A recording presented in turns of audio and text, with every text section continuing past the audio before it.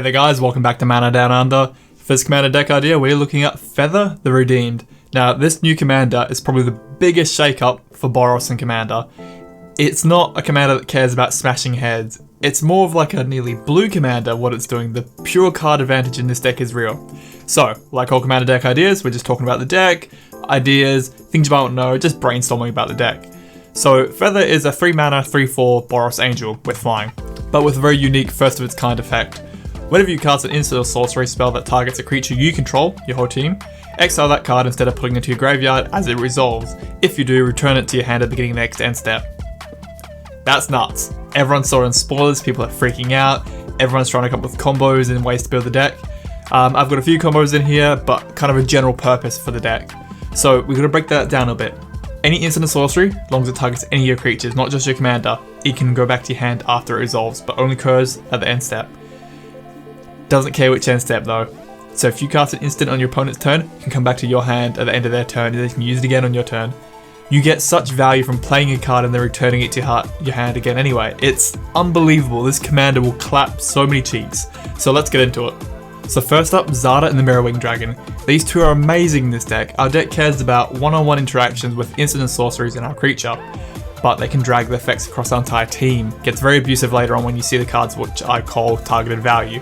And this deck can be so cheap to build too, that's the thing, this is a budget commander in a sense. There are some cards which really break it, which are expensive, but you could build this deck on a budget. Another thing to note, Paradox Engine, not a budget card anymore. This is $35 now because of commander play, and it's from the Kaladesh block, and it's cycled out of standard. This is going to need a reprint soon. But whenever you cast a spell, untap all your non-land permanents. Make sure you have plenty of mana rocks in this deck. I want to get this out of the way nice and early, because if you want to do things in your opponent's turn, you want to have mana free. Every time you cast an instant, you can reset your rocks and cast another one, and they'll all return to your hand at the end of your opponent's turn. So keep that in mind. Have your Paradox Engine and your Boros rocks. Now, while we're still talking about mana in a sense, Path to Exile can be removable like normal, but in this deck, it can become the most aggressive land tutoring card I've ever seen.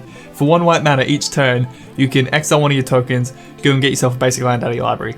You have a few token generators in this deck and a few creatures which late game could become redundant. Just turn them to basic lands. Thin the deck down, speed up your mana. It's good. It feels great, it really does. Getting it back from your commander again. Oh. So a few notable cards as well to look at. Sunforger. This thing has gone from about $1 to $10 overnight because it's commander. You can unattach it and search your library for a red or white instant card with CMC 4 or less and play without its mana cost. If it targets one of your creatures, your commander's ability will trigger and it will go into exile as it resolves and you can get it back at end of turn. This lets you have access to all your key pieces and mainly cantrips and protection. The Orrery here lets you play things at instant speed, so all your sorceries can be done on your opponent's turn. You see where I'm going with this? And another card I love in this deck is Livewire Lash. So if the equipped creature becomes the target of a spell, it can deal 2 damage to any target. It doesn't have to be you, or anyone can target you, or your opponent can target that creature, and away you go. So when you're targeting your commander for all these buffs and stuff, you're doing an extra 2 damage every time. So let's go into what I call targeted value. First up is Aurelia's Fury. This card again went from about $1 overnight to $10 because of all the hype and speculation around this commander. So it's X red white, it deals X damage divided as you choose among any number of target creatures and or players. Tap each creature dealt damage this way, and each player dealt damage cannot cast non-creature spells.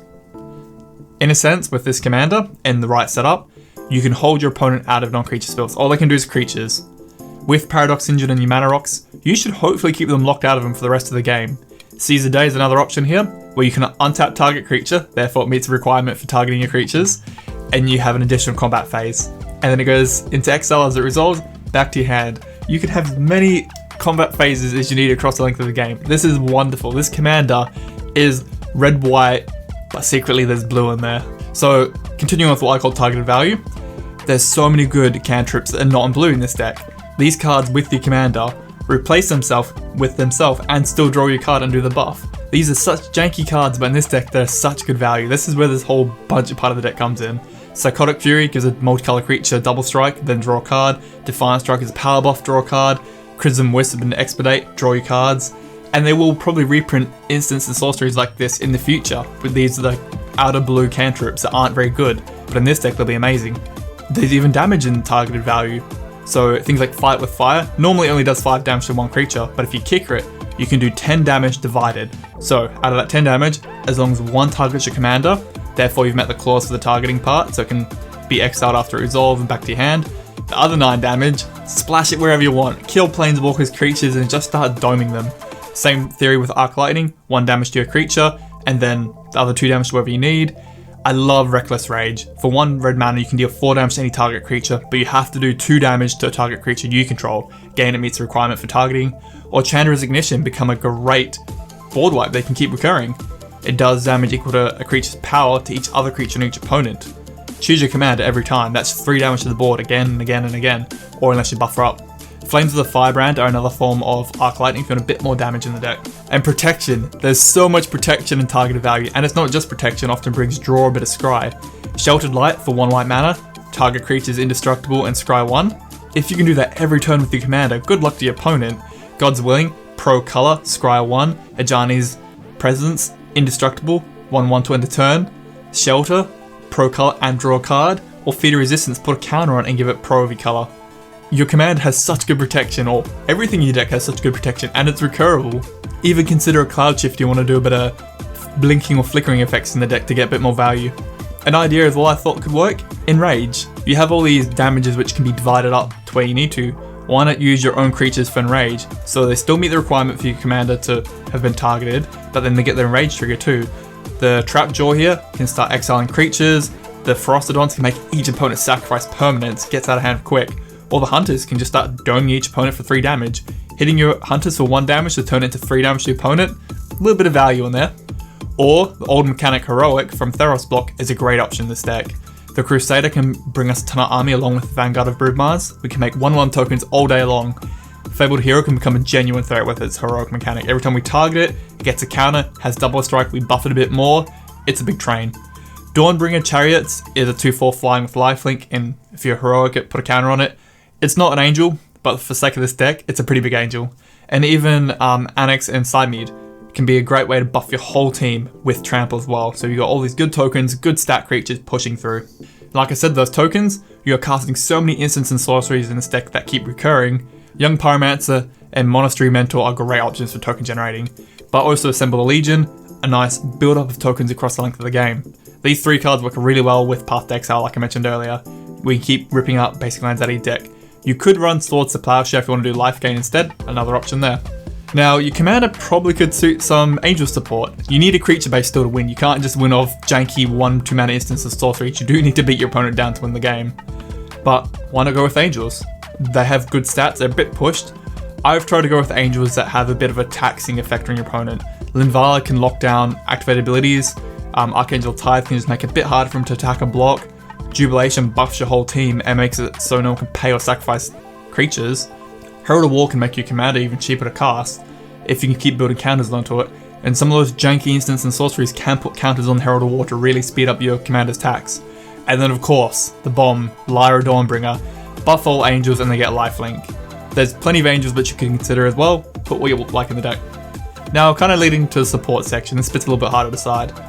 I like the idea of the 2 towers, Dynavolt and Sentinel Tower. They both care about casting instants and sorceries, and you can build up a good amount of damage through them. Primal Amulet can help reduce the cost, and if we flip it, it can duplicate a lot of instant sorceries in our deck. Same idea with the Pyromancer's Goggle. If we use the mana for red instants or sorceries, we can start duplicating. Get a bit more value out of our commander, and remember, Zada and Mirrorwing can be duplicating these even again further. And that's the base of the deck. You really do care about angels, so I reckon going Angel Trouble is not a bad idea, but you need to fill out the rest of the creature base. The Titans aren't too bad of an option. Sun Titan can recover key pieces in your deck, and Fertile Titan kind of matches the targeting divided damage theme you got going on, but there's plenty more buff spells out there too. There's lots in red. Titanic Strength, Brute Strength, these give you good nice 3/1 buffs with Trample and whatnot. Teferi's Protection is a very expensive card at nearly $50, but with Sunforger, you can yeet your entire team out of danger and then bring them back in like nothing even happened, and you can keep recurring it with your commander. Ooh, the dream's real. There are plenty of cards to consider. So what do you think about Feather Redeemed? I think this is a commander Boros needed for the longest time. Gonna be probably top 5 Boros commanders, period. It does what Boros hasn't done before. Boros is always about smashing heads, getting in there. This is a weird kind of Boros, like card advantage. Boros struggles in that area. Card advantage draw, can't do it. It's a first. It's like a red-white commander with a little bit of a hint of blue in there. And the longevity of this commander is real. Wizards will always be printing instant sorceries, whether they be red-white, maybe colorless again. There's always upgrades to this deck. It will always have new things it can look for, new ways to be built, new combos will arise, I'm sure. I'm sure there's plenty out there which we haven't found yet. We've covered what we can in this video, but this deck is great. It's amazing. This commander is a good change. It's going to be scary to verse when they start cantripping away and you're like, do I want to deal with it? Can I deal with it? It's going to be good. So let me know your thoughts about this new commander. I'm excited. I can't wait to see him in my play group. And yeah, let me know your thoughts down below, guys. Have a good one. See ya. Thanks for watching, guys. Please remember to like and sub and click the bell icon for notifications. It's greatly appreciated. And if you have any deck or video ideas, just suggest them down below. And have a good one, guys.